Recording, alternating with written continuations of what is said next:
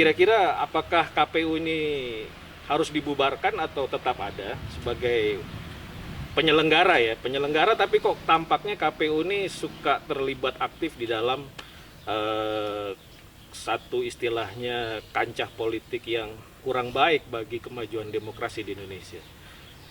Saya pengen tahu kira-kira Partai Umat bisa lolos, itu luar biasa ya, bisa lolos ikut. Tidak semua partai baru bisa lolos, Partai Umat terbukti lolos di dalam verifikasinya. Artinya masih ada harapan berarti dari KPU ini. Kira-kira bagaimana Pak Kaban? Ya, jadi kita coba lihat secara bertahap ya. Oke. Nah, secara bertahap proses kita berdemokrasi. Nah, jadi kan kita ini sekarang demokrasi ini kan pilihan. Ya. Ya. Jadi demokrasi itu pilihan dan sekaligus dia adalah memberi kesempatan kepada semua kelompok komponen masyarakat untuk bisa bersama-sama mengelola, mengurus negara. Kan gitu. Ya.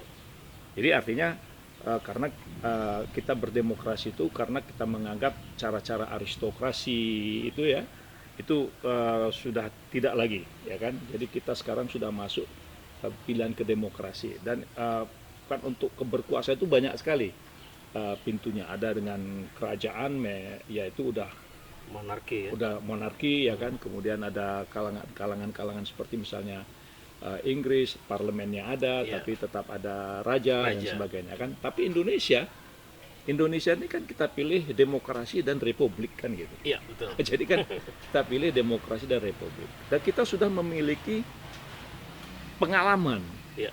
memiliki proses perjalanan sejarah yang cukup kaya. Ya.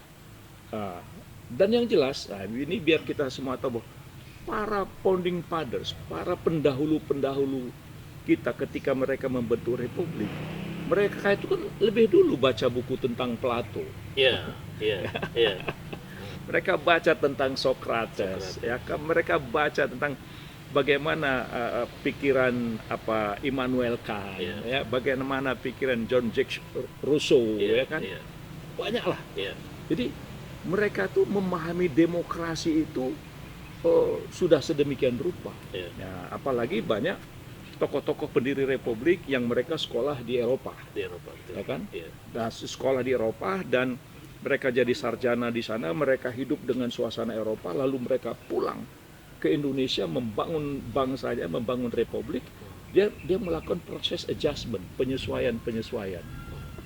Nah, itulah yang kita lihat di dalam proses demokrasi kita itu. Kita lihat dalam bahasa sila keempat itu, ya kan, kemanusiaan, bukan kerakyatan yang dipimpin oleh hikmah kebijaksanaan, ya kan, dalam permusyawaratan. Ya, jadi kita lihat di pasal itu kan kerakyatan. Nah, kemudian Undang-Undang Dasar kita sebelum amandemen itu jelas mengatakan bahwa MPR itu adalah lembaga tertinggi, ya kan, lembaga tertinggi negara. Nah, jadi di situ ada proses yang mewakili. Nah, yang mewakili waktu itu yang diamanatkan undang-undang, ya kita bisa lihat fakta antara Jawa luar Jawa, antara timur dengan barat. Kemudian jumlah rasional suku-suku yang tidak seimbang. Nah, bagaimana mereka itu semua secara proporsi bisa mewakili.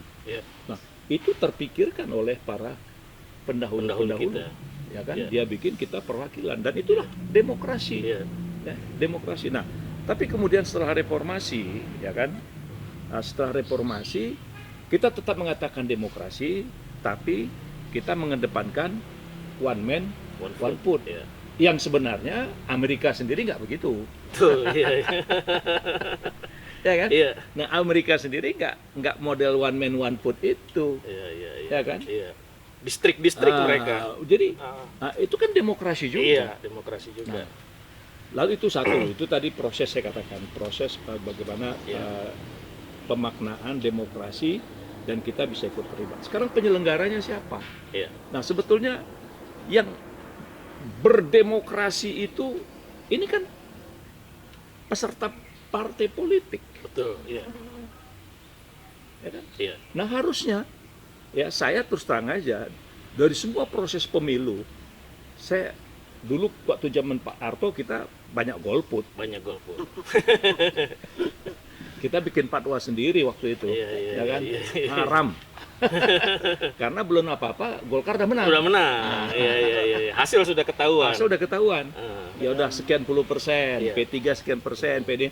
Kita nggak suka yang kayak gitu. betul. Iya. Nah, sehingga waktu itu kita sebagai mahasiswa aktivis di mana-mana di remaja masjid kita Iya. ngomong haram itu, gitu kan? Iya, iya, iya. Nah, walaupun kadang-kadang berbeda pandangan Pendapat. dengan para tokoh-tokoh Iya. Islam misalnya Iya, kan. iya. Nah, tapi apa? Tapi yang jelas bahwa peserta pemilu itu kan partai politik, Betul.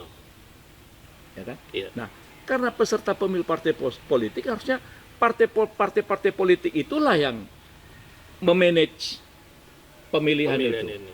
Iya, iya. bersama-sama dengan pemerintah. Pemerintah. Dulu ada panitia pemilihan Indonesia.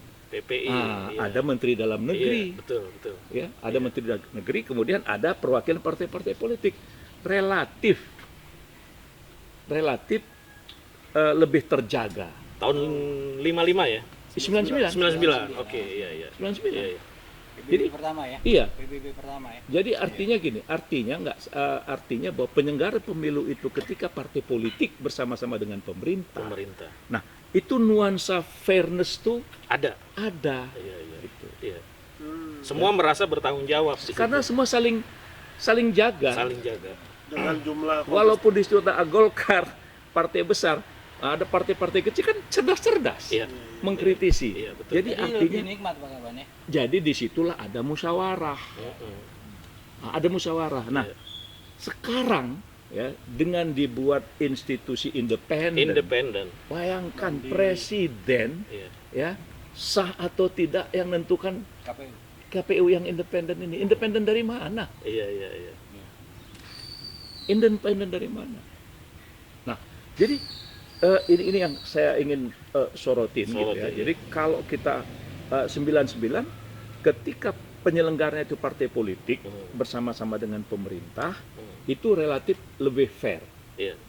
Nah, lebih ada saling kontrol, Saling kontrol, di antara menjaga. semua partai politik dan ya relatif sebetulnya waktu itu apalagi tidak ada suara sia-sia. dengan stembus skor. Nah, dengan stambus akor itu tidak ada suara sia-sia, tidak ada suara rakyat yang terbuang. Iya. Coba bayangkan. Iya, benar. Kalau Partai Umat nanti menang pemilu, ada kemungkinan mau mempraktekkan lagi, Pak. Nah, ini kan semua tergantung kepada bagaimana undang-undang tentang pemilihan umum. Iya. Ya, bagaimana undang-undang tentang penyelenggaraan Iya. pemilu. Wacana penyelenggara dari partai itu kan sekarang sudah digaungkan lagi. Kayak mungkin Ya. kegelisahan itu yang Jadi inilah yang harus kita, menurut saya, kita berkaca, bercermin dengan tahun 55. Iya. Tahun 55 itu, kita ini belum punya teknologi yang maju. Maju, iya. Ya. Belum punya, Belum ada informatika. belum ada revolusi 4.0, belum lahir generasi Z, Iya. ya kan? Iya. Nah, belum lahir tuh ya.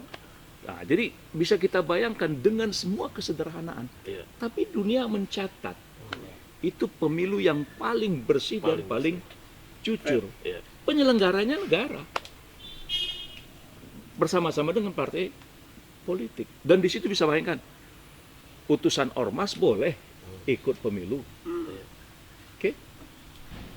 Individu independen. boleh. Jadi peserta pemilu, partai-partai politik, dan dalam suasana yang seperti itu mereka kasih contoh kepada sejarah pada generasi kita. Iya. Mereka bisa berbuat jujur. Iya. Nah, kenapa kok sekarang ini ada suasana, ya kan? Kotak suaranya dari kardus, tapi gemboknya besi. Iya, iya, Ini kan ironis. iya, iya. Tapi kalau kita lihat dari kelembagaan pemilu kan Bang, ada Dewan Kehormatan DKPP Betul. yang menjaga etik seorang penyelenggara sehingga dia bisa mandiri, sifatnya dia independen, non parsial. Itu apa yang belum cukup menurut Bang?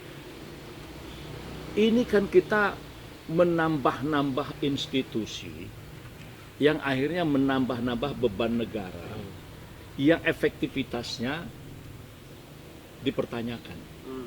Ya, memang ada DKPP, ada orang yang dihukum. Lihat aja sekarang orang yang di KPU sekarang ini, Iya. semua sudah mendapat Peringatan. keputusan dari DKPP. Artinya melanggar etik. Iya. Nah, kalau etik sudah dilanggar, apalagi? Iya. Ya? Nah, jadi inilah kita kembali ke, jadi proses demokrasi kita ini sekarang itu, ini siapa penyelenggaranya? Iya. Ya, siapa penyelenggaranya? Jadi kalau kita merindukan, ya, saya ingat dari dulu pemilihan itu luber, langsung umum, bebas, rahasia. Iya kan? Iya. Nah, Fairness. tapi faktanya kejujuran itu tidak ada. Kalau fenomena ini Bang, transaksional di pemilu-pemilu kita ini, Itu merupakan buah dari efek samping. ya, itu merupakan konsekuensi dari sistem yang ada. Maksudnya apa? Dibikin threshold. Iya. Ya kan? Threshold, Nah. batasan. Kalau kita cerita demokrasi itu kan bebas. Iya. Garis batas. ambang batas. Iya, iya, iya. Ya kan? Kalau kita cerita demokrasi, harusnya demokrasi kan berikan Iya. kebebasan. Jangan diberi batasan. Kok dibatas-batasin? Nah, jadi artinya dari istilah saja Sudah salah. sudah salah. Nah, Gitu. Logikanya sudah nggak main. iya, iya, iya. Nah, dibatasinlah. Nah, akibatnya apa? Begitu diumumkan partai politik itu tidak lolos Iya. thresholdnya, suaranya hilang. Hilang. Suara. Dan itu bisa diperjualbelikan. Bisa diperjualbelikan. Ketika Dan itu banyak fakta. Saya kira kalau diadakan wawancara tertutup ya kepada anggota-anggota dewan, Iya. itu saya yakin kalau mereka bicara dari hati nuraninya, mereka sadar. Tapi begini, Kenapa? Enggak, karena coba gini lah. Iya. Bayangkan, yang barangkali udah terlalu sering juga diomongin, Iya. mereka menghabiskan uang berpuluh-puluh miliar. Iya. Untuk apa? Iya. Pemilu kita yang sampai puluhan triliun. Betul. Ya, puluhan triliun pemilu kita, penyelenggara pemilu. Penyelenggara. Tapi kemudian nuansa transaksional, itu transaksi suara itu terjadi. Apa artinya demokrasi? Ya kan? Nah, jadi trias politika yang dikatakan eksekutif, ya gitu. Jadi TIF, nyolong. Nyolong. Jadi eksekutif nyolong. Jadi legislatif nyolong. Apa lagi? Yudikatif. Nyolong. Nyolong juga.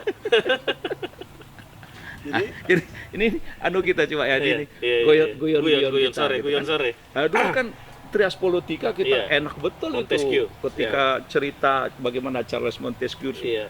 pembagian kekuasaan lah gitu kan, Iya. berbagai macam hal gitu. Tapi kemudian prakteknya dengan transaksi itu kan jadi TIF semua. Betul. Berarti kuncinya memang di penyelenggaraan negara ini lebih bagus kita kembali ke tahun 99. Kembali ke 99, panitia pemilihan Indonesia, penyelenggaranya itulah pemerintah bersama-sama dengan partai politik. Betul. Coba bayangkan semua partai politik disuruh bikin saksi. Iya.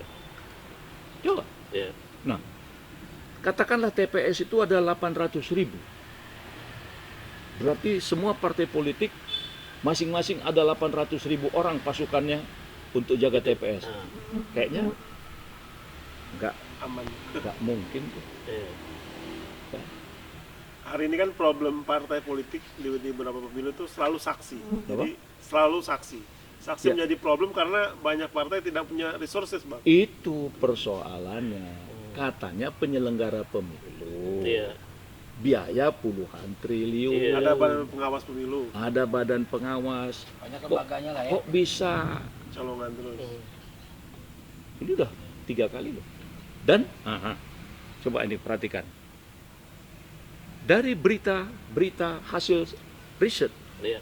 Kita katakan kita berdemokrasi, negara demokrasi terbesar nomor 3 di dunia. Tapi indeks demokrasi kita sekarang Merosot. nah, Iya.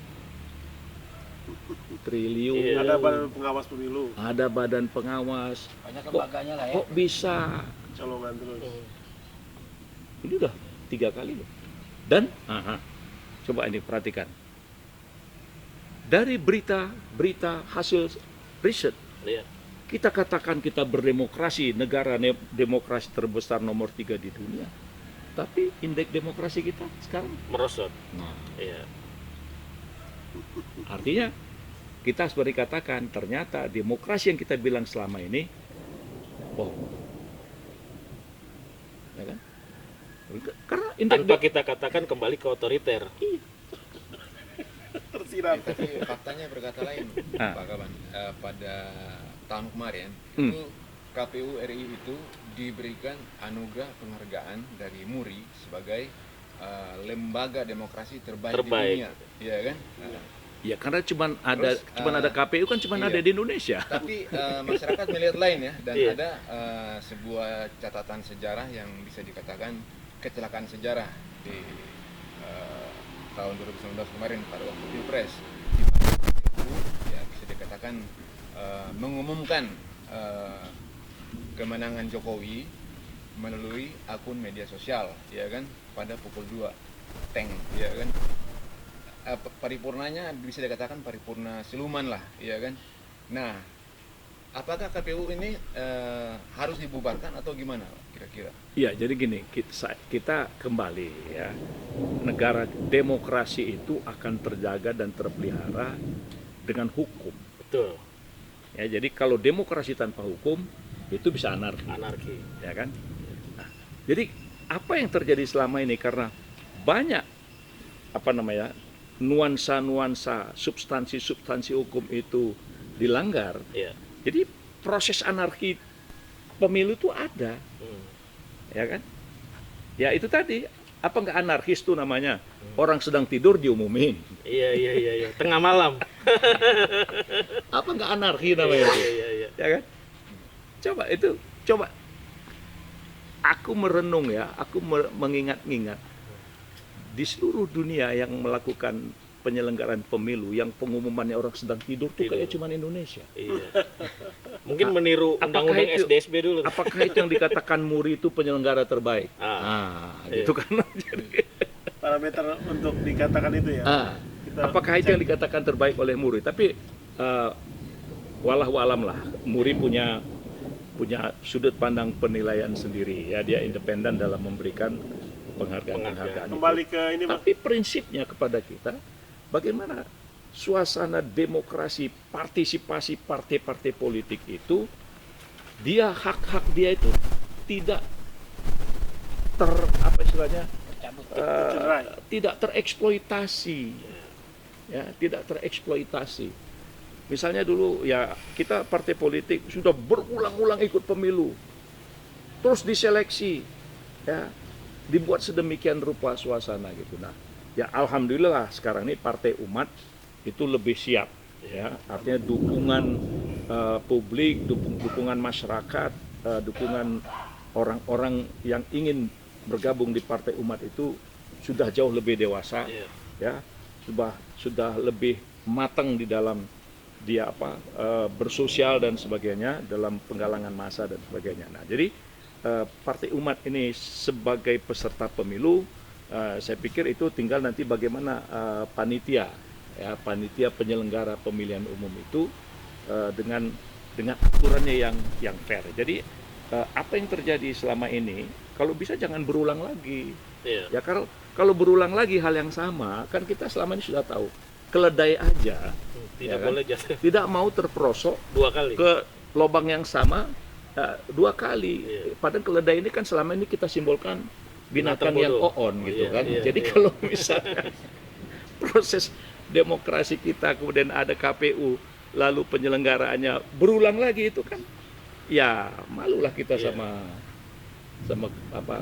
falsafah tadi itu ya. Betul. Keledai aja tidak pernah mau terperosok pada lubang yang sama untuk kedua kalinya gitu kan. Nah, jadi Nah, karena demokrasi ini harus rasional. Jadi rakyat itu harus dia memilih itu terdidik. Artinya dia tercerdaskan. Sesuai dengan apa amanat undang-undang kita kan mencerdaskan kehidupan berbangsa. Ya kan?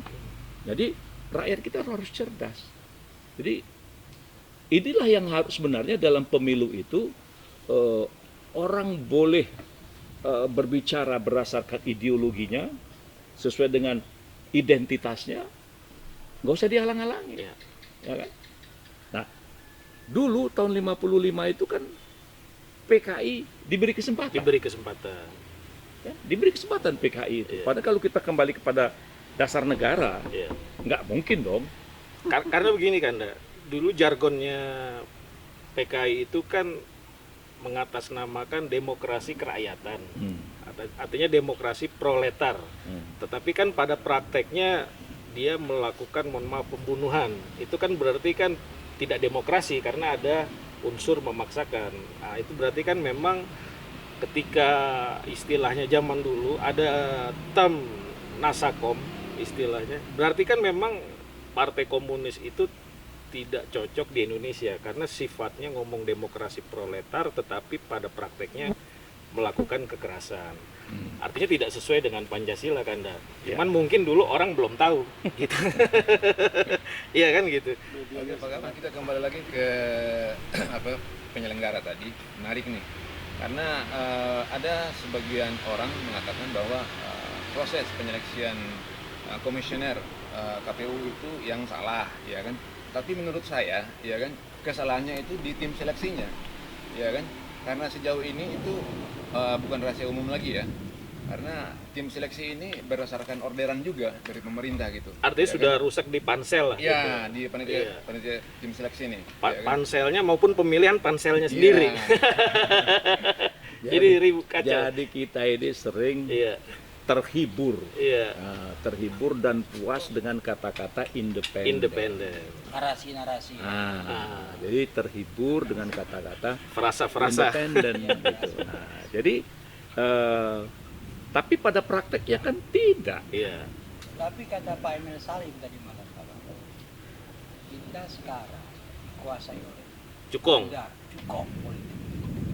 Jadi nggak selesai urusannya.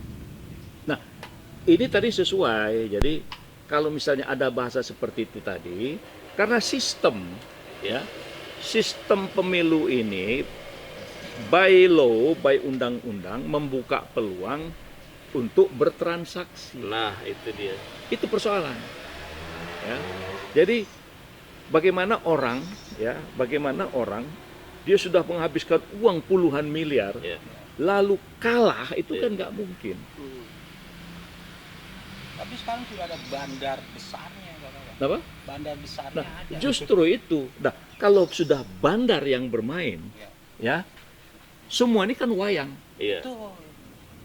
Nah, kalau semua wayang, apa artinya demokrasi? Demokrasi ya demokrasi. Nah, itu. Bandar yang mengatur demokrasi Nah, itu. makanya kan ada istilah, apa istilahnya sekarang itu?